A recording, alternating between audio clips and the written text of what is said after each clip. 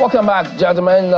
We've got Aliyu Adu, member of the APC, and Anthony Hillable, member of the PDP. They both joined us this morning to also weigh in on conversation about what is going on in the country. Gentlemen, good morning. Thank you for coming on today. Good morning. Well, I know both of you must have heard the senator explaining what is going on with that, but palliatives. Nigerians are looking to see what's going to happen. They're watching the fuel price, tunnel vision. And some say now they seem to be buying it at a different price. But, Mr. Hillable, the government has explained what they want to do with palliatives. They've said 2 billion so far has been released to states out of the 5 billion. Some states say they're distributing all of this to cushion the effects.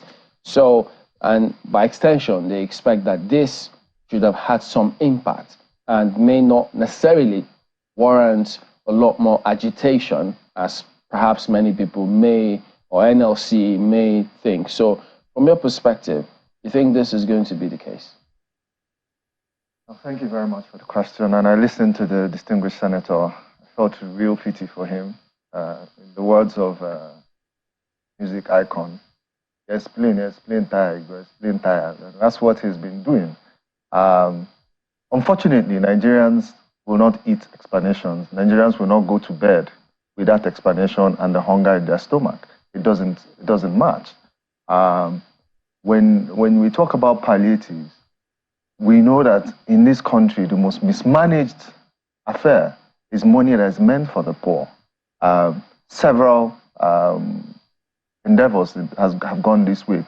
We cannot today hold the current Minister of Aviation responsible for the 774 local governments he was supposed to distribute money to.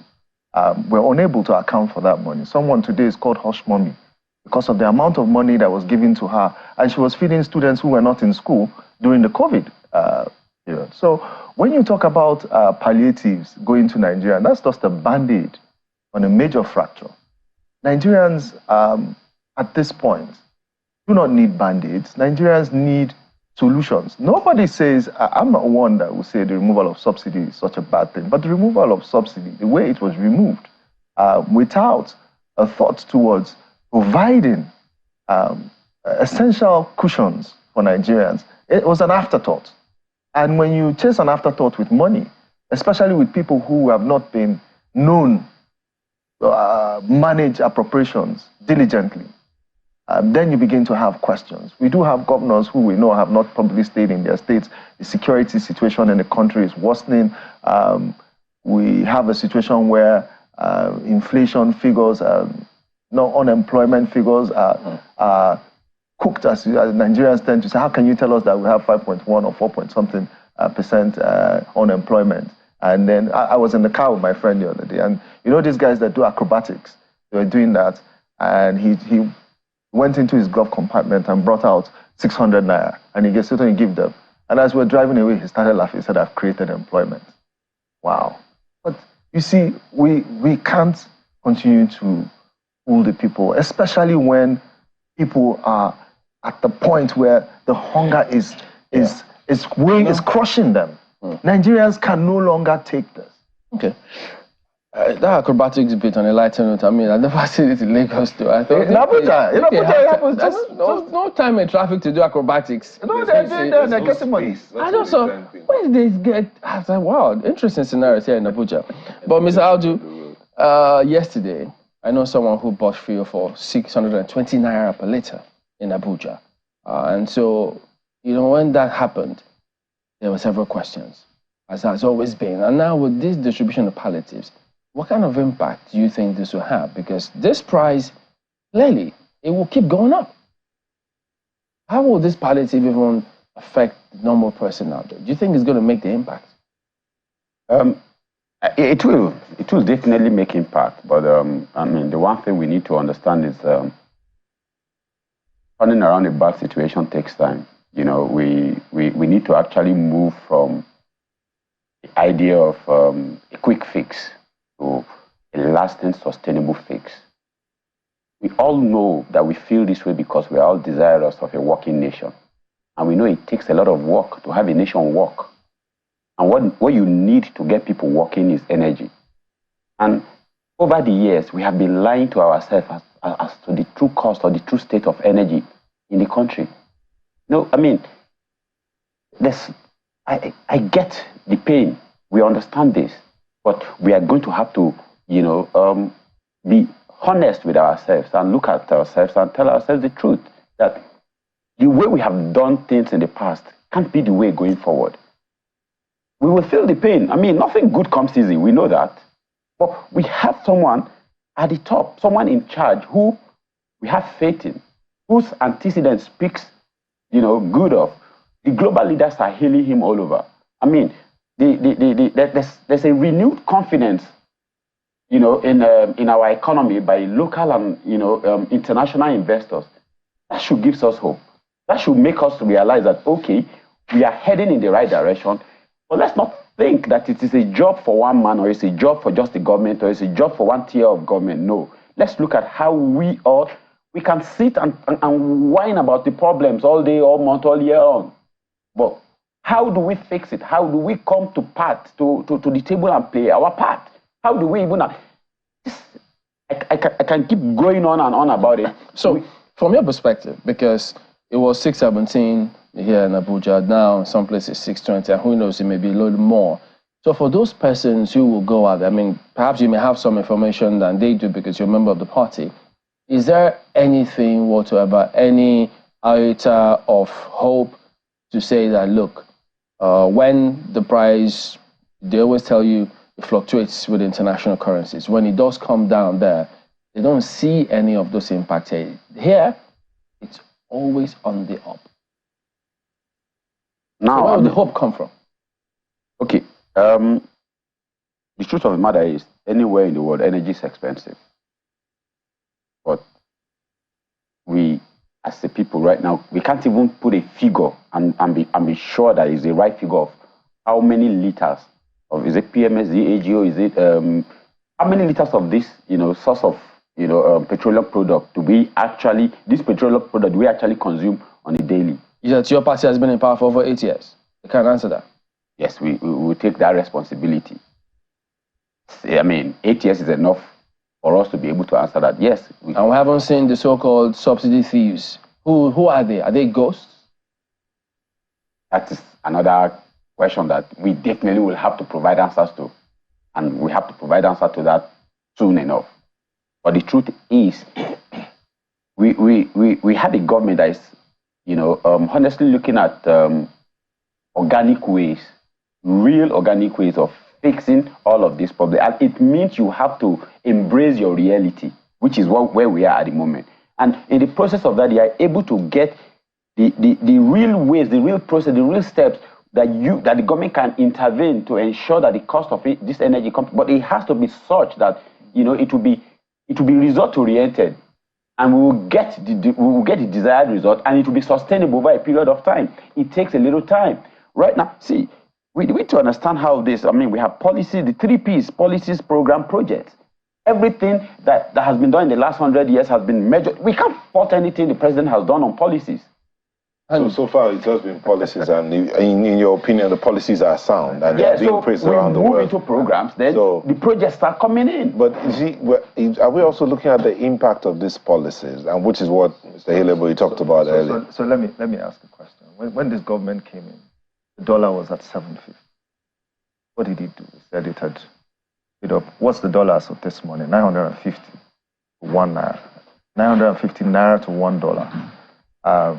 That's absurd. When this government came in, petrol prices were at 165. So you've made life extremely difficult for Nigerians. And you're saying you're giving them 2 billion palliative per state? It's the number. I mean, even the variance in number between Kano and Lagos and a small state like Imo, it doesn't make sense. The policies of this government is nowhere on the table. And this is what we said 8 years ago. How about the 11,000 CNG buses that they want to deploy? So let me say this. They're bringing in CNG buses, right? One major fear I have is the safety.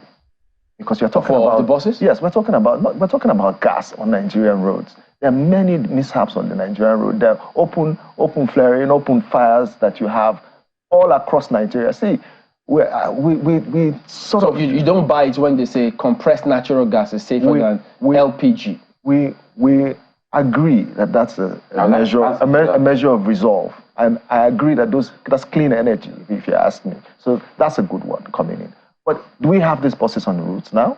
What do people do till these buses are deployed? Are they going to wait and starve to death before these buses? Before this thing was done, a lot of proactive thinking should have been put on the table, not at Eagle Square. You just remove fuel prices without even consolidating with Nigerians, without even providing a succor. Let me say this, and let's go back down to historical perspective. These same people in government in 2012 fought against the removal of subsidy.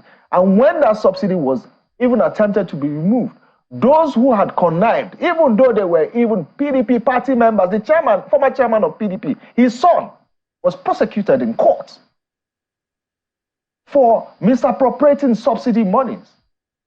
Today, do you know anybody that is on trial for misappropriating subsidy monies? No. So how are you sending the message that you are dealing with the root cause of this problem? How are you sending that message? And someone sits here and says everything is okay. Okay, well, yeah, we've heard you say, well, government needs to do a lot more at the federal level. Yes, he's conceded that, yes, they need to also improve.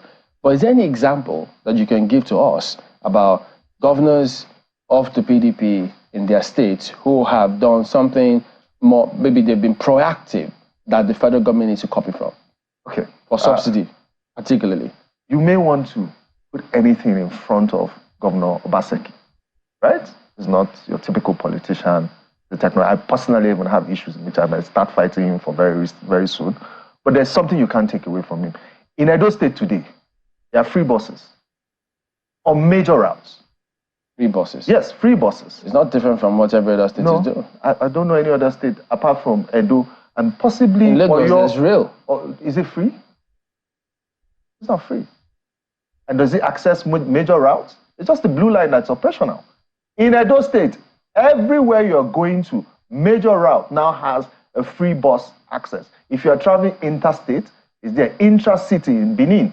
All the major, and I've confirmed this, a lot of people are boarding this, but I feel like, and one thing I asked when I heard about that was that, yes, it's very good, but how sustainable is it?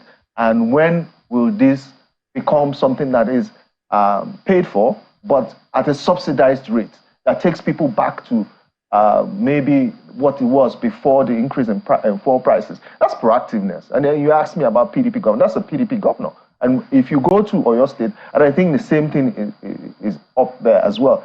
In Adamawa State as well, I know that something they have free transport services. I'm not sure if it's free, but I'm certain about Edo State. I'm very certain that is in place. But that aside, how much more do we need to go? We need to look at the people that produce food. How do we get, because relative to suffering in Nigeria is food prices, the cost of food prices. And I'm preferring solutions. Because it does no one good for me to sit in this studio and keep bashing this government. I was going to take it back to 2012.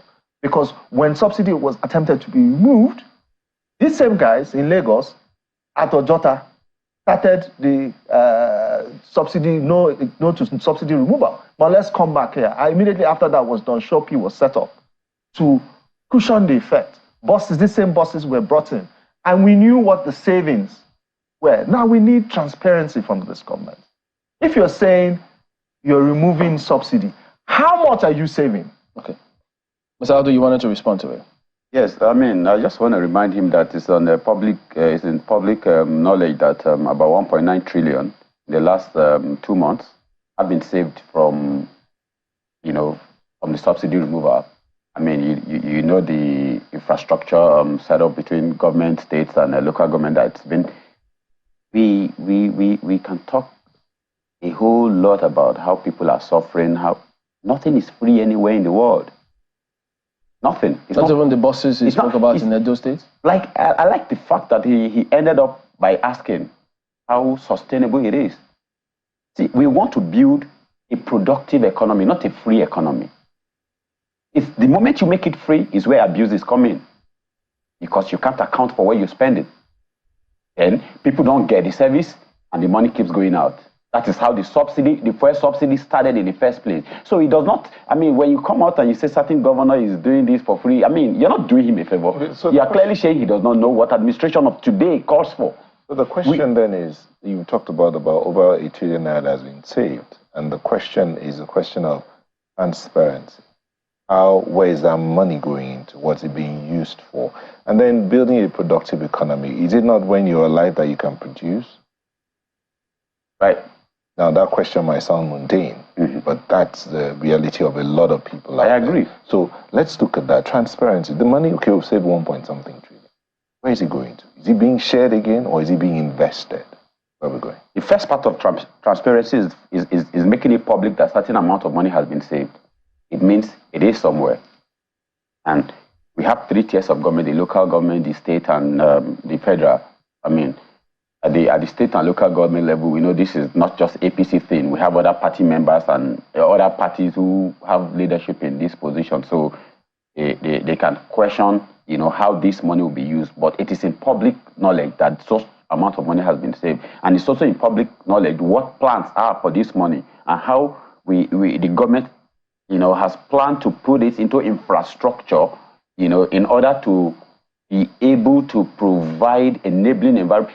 See, at the G20 summit, or do I say G21 now? I mean, the G20 summit, we had global leaders, global investors.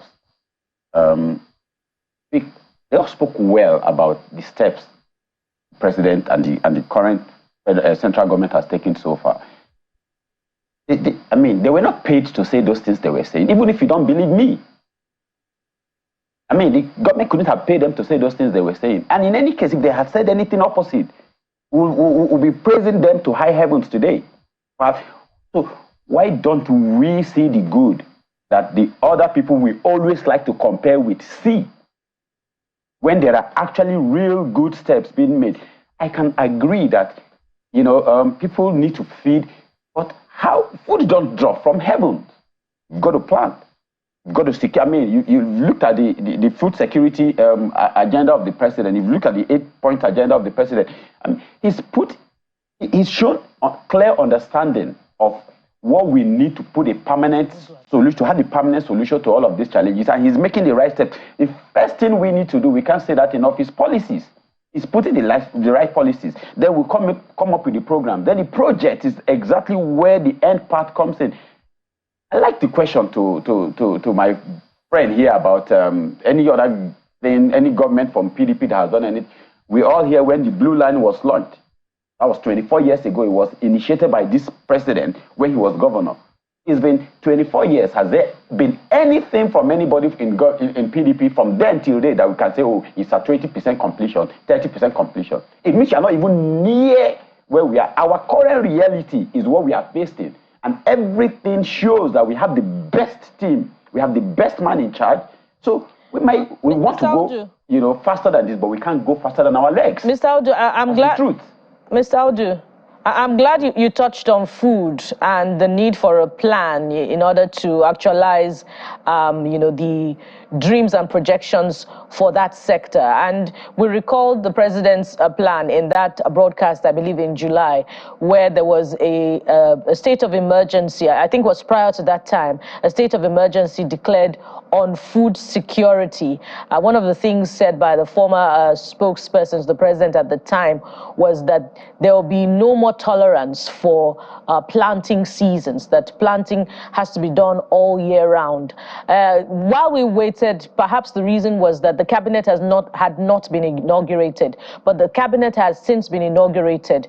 Why aren't we seeing the momentum that we need to see in that sector, to reflect that indeed a state of emergency has been declared on food security? All right. Like you rightly said, the cabinet has just been inaugurated, and as expected, for anybody who has any sort of corporate experience at any level, you will understand that after change of leadership at that level, you'd expect the new leader to acquaint themselves with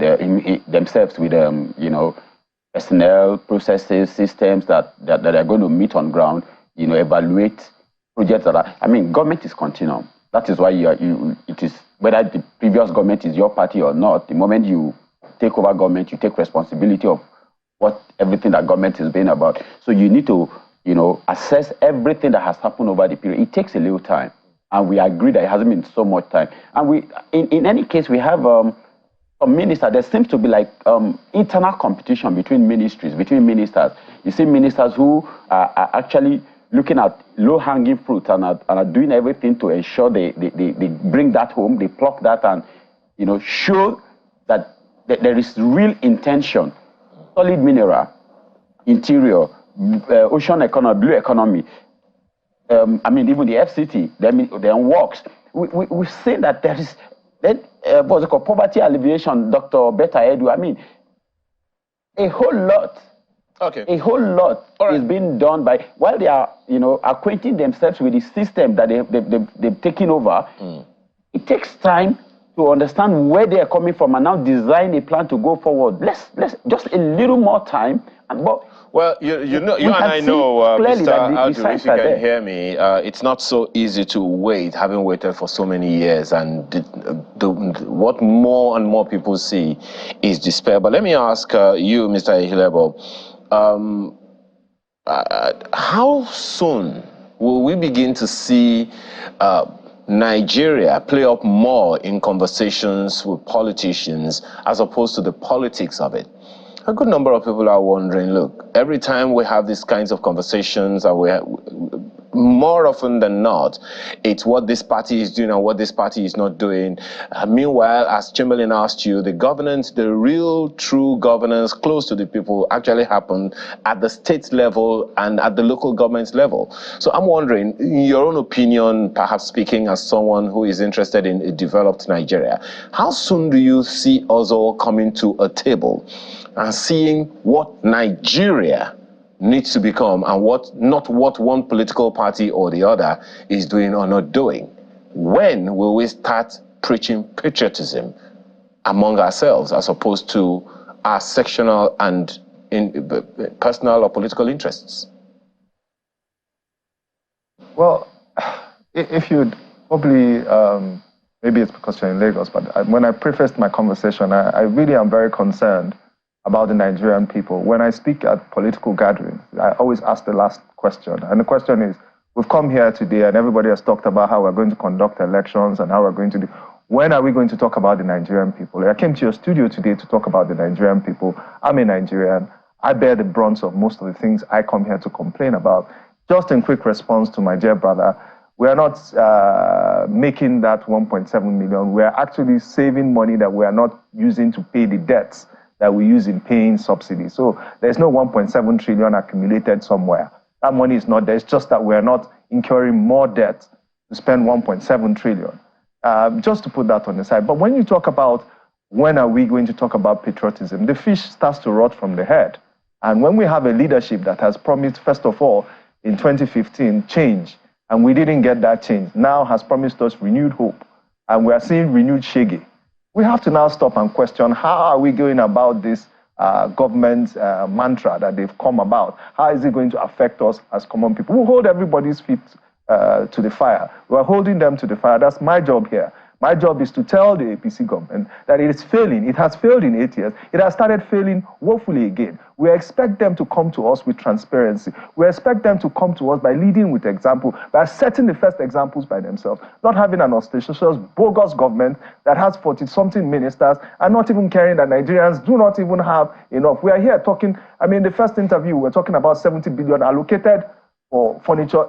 Is that the priority of those that should provide better governance for Nigeria? That's the question we want to start asking them. And we need to ask these questions. We need to ask them, what policies are they directly creating that makes sure the man that produces yam, produces all the fruits that all the food that we get from the Benue basket gets to where they are optimized? We're looking at how they, look, as we speak today, 2 of our major power plants either have been blown up, and the second one was set on fire yesterday. We are talking about this, and this impacts our energy. That energy goes to processing these foods.